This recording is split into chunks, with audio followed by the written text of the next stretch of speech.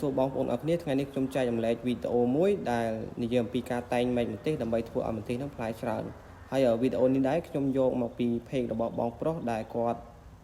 ទិញលក់ម្ទេសហើយខ្ញុំនឹងដាក់នៅលើអេក្រង់នេះដើម្បីឲ្យបងប្អូនអាចតាក់ទងទៅគាត់បានសម្រាប់បងប្អូនដែលដាំម្ទេសច្រើនណាគាត់ទទួលទិញម្ទេសទូទាំងប្រទេសរបស់យើងដែរហើយខ្ញុំតាមដាន page របស់គាត់ដែរគឺឃើញថាម្ទេសរបស់គាត់មានផ្លែច្រើនដូច្នេះហើយ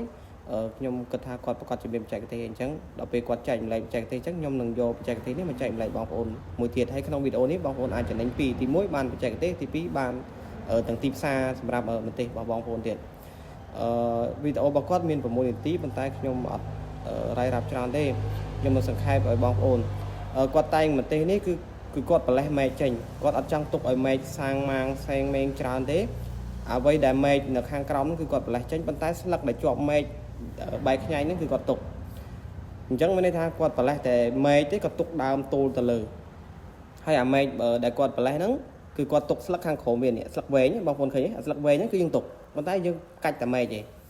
កាច់តែមែកទេហើយបន្ទាប់មកទៀតយើងប្រលេះអញ្ចឹងតាំងពីក្រោមរហូតដល់លើប្រលេះអញ្ចឹងហើយត្រួយវាក៏យើងត្រូវតែក្តិចត្រូវតែប្រលេះដែរអញ្ចឹងមានន័យថាយើងប្រលេះមែកហើយនឹងត្រួយអញ្ចឹងទុកឲ្យម្ទេសហ្នឹងដើមទល់ទៅលើប៉ុន្តែប្រលេះមែកនឹងត្រួយអញ្ចឹងបងប្អូនចាំបងប្អូនអាចធ្វើវិធីនេះនឹងសាកល្បងមើលតើវាជោគជ័យឬក៏អត់ខ្ញុំគ្រាន់តែបានមើលហើយនឹងបានស្ដាប់ប៉ុន្តែខ្ញុំអត់ទាន់បានអាន